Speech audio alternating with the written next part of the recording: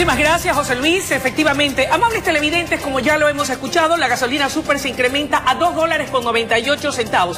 Esta y la adopción de otras medidas fueron anunciadas anoche en cadena nacional por el presidente Lenín Moreno. Para el análisis nos acompaña el economista Alberto Acosta Burneo. Economista, bienvenido. En términos generales, economista, ¿cómo califica la adopción de las medidas anunciadas ayer por el primer mandatario? Muy buenos días. Creo que son medidas bastante razonables. Primero, porque el peso del ajuste lo está poniendo en la reducción de gasto. Y eso es importante. Tenemos que entender que el problema que vive el desequilibrio fiscal nace de un exceso de gasto. Y vemos que en las medidas piensan recaudar o ahorrar $1.000 millones, de los cuales $900 millones vienen de una reducción y optimización del tamaño del Estado. Apenas 100 millones corresponden de ingresos que van nuevos, que van a venir de los ciudadanos y vienen por el lado de los subsidios. Entonces yo creo que está bastante bien enfocado. Ahora, vamos de lo macro a lo micro. El tema de la eliminación del subsidio a la gasolina super.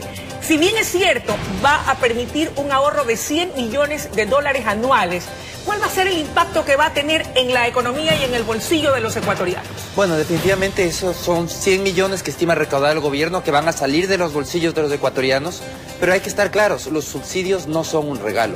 Los subsidios los pagamos los ciudadanos vía mayores impuestos. Entonces yo creo que sí es momento de seguir discutiendo inclusive el resto de subsidios que el gobierno ha decidido no tocar, pero que habla de una comisión para analizar cómo focalizarlos. Esto es algo, yo creo que es una medida no acabada. Hay que seguir trabajando en focalizar subsidios para que de esa manera quitar esa presión que existe sobre el gobierno, y existió sobre el gobierno anterior también, de seguir subiendo impuestos. Porque finalmente los subsidios se financian y requieren de mayores impuestos a los ciudadanos. Y eso es lo que hay que evitar. Si focalizamos subsidios, ya no hay necesidad tampoco de ir a buscar más impuestos para poder financiar ese gasto público. Economista, ¿queda claro entonces de que el tema de los subsidios no está terminado y que podría o tendría que revisarse la posibilidad de seguir eliminando subsidios a otros combustibles? Sí, yo diría que no se trata de eliminación, sino de focalización. Perfecto. De que el subsidio llegue a quien realmente lo necesita. Okay. Porque actualmente el grueso del subsidio llega a quien no lo necesita. Pensemos en la gasolina super, que a muchos nos va a doler en el bolsillo porque evidentemente estábamos tanqueando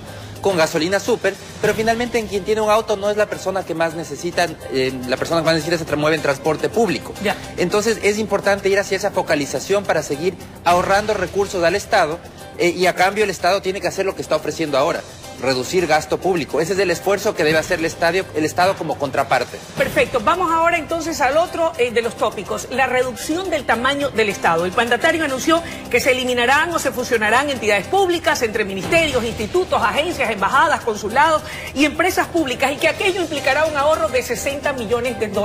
¿Era lo que necesitábamos? Bueno, eso y mucho más. El Estado es muy grande. Todavía tenemos un gasto excesivo. Para este año el gobierno estimó una necesidad de financiamiento de $11.000 millones. Es decir, es una cantidad que le está faltando, todavía está gastando más de lo que tiene.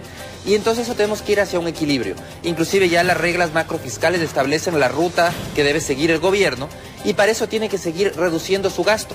Y vemos que en la práctica, en el primer semestre del año, la austeridad no ha llegado al gobierno todavía. Sí se ha reducido significativamente la inversión, pero el gasto corriente ha seguido subiendo. Es por eso que estas medidas son oportunas. Esperamos que con estas medidas sí llegue la austeridad al sector público y especialmente al gasto corriente que todavía sigue subiendo. Economista, usted ha dicho es un buen comienzo. ¿Dónde más podemos ajustar en materia de gasto público? Sobre todo en gasto corriente, porque la inversión ha caído muy fuertemente en los últimos años, la inversión pública.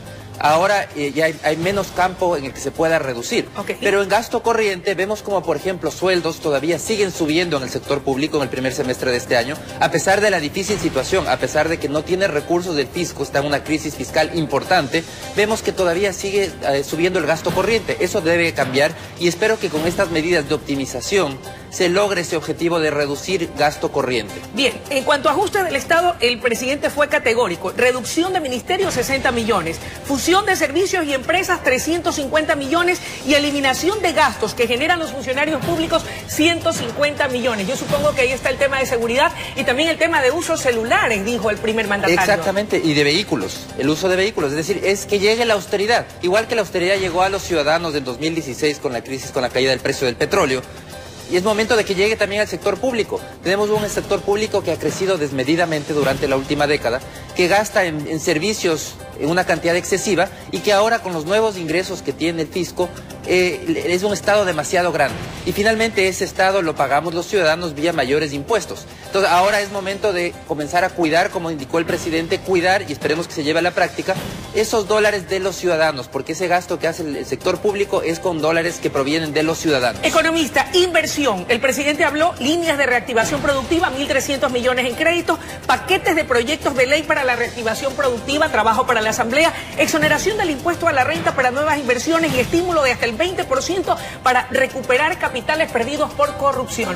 A ver, lo primero aquí es de la ley de fomento productivo que está recientemente aprobada. Bien. Eso crea todos estos incentivos a la inversión, lo cual es muy positivo, y además crea las reglas macrofiscales. Entonces ahí tenemos dos temas importantes, de reducir gasto público y por otro lado estímulos para que haya más inversión. Ahora el presidente anuncia un tema muy interesante y necesario además, que es ir contra la corrupción, recuperar los dineros mal habidos. Y para eso nos indica que ha contratado a 2 compañías internacionales. Así es. Y además crea este estímulo de que se compartirá el 20% del valor recaudado con las personas que aporten a esa búsqueda. Yo creo que es un tema necesario. Durante la última década que se manejaron muchísimos recursos, también se despilfarraron o recursos tuvieron un mal uso, y es momento de recuperar ese dinero. ¿Cuándo comenzaremos a ver la luz al final del túnel con estas medidas? ¿En qué tiempo cree usted, dada su experiencia y conocimiento del tema, comenzaremos a ver esa recuperación de la economía? Aquí hay que estar claros. Este es un paso más para solucionar una crisis fiscal compleja. Okay. Esto no es la medida única que se va a tomar. Yo creo que antes de que termine el año estaremos discutiendo nuevas medidas. ¿Qué más debe hacerse? Estemos claros, ¿cuál es la situación? En este momento el gobierno tiene una necesidad de financiamiento de 11.000 millones. ¿Ya? Espera reducir esa necesidad de financiamiento para 2021 a 3,7% del PIB, a 3.700 millones con el PIB actual. Y entonces eso significa que todavía y en adelante además tiene que comenzar a reducir el peso de la deuda. Entonces esto todavía es una tarea de seguir reduciendo gasto en otros temas adicionales. No, esto de aquí no es la medida total, va a tener que seguir trabajando para poder poner en orden las finanzas públicas y además para poder pagar una deuda que, como todos sabemos, ha subido de manera excesiva. Son 60.000 millones de dólares en endeudamiento, que finalmente eso se paga mediante nuevos ingresos, que son nuevos impuestos, o mediante ahorro que puede hacer el gobierno. Entonces yo creo que la salida aquí es que el Estado tiene que seguir dejando de gastar para poder pagar todas esas deudas. Economista, le agradecemos su presencia y el análisis de este tema de coyuntura. Muchísimas gracias, un gusto. Amables televidentes, ha sido la intervención del economista Alberto Acosta Burneo en el análisis de la adopción de medidas económicas que han sido implementadas ya por el gobierno nacional. Es momento de una breve pausa y ya regresamos con mucho más desde la noticia Primera Emisión.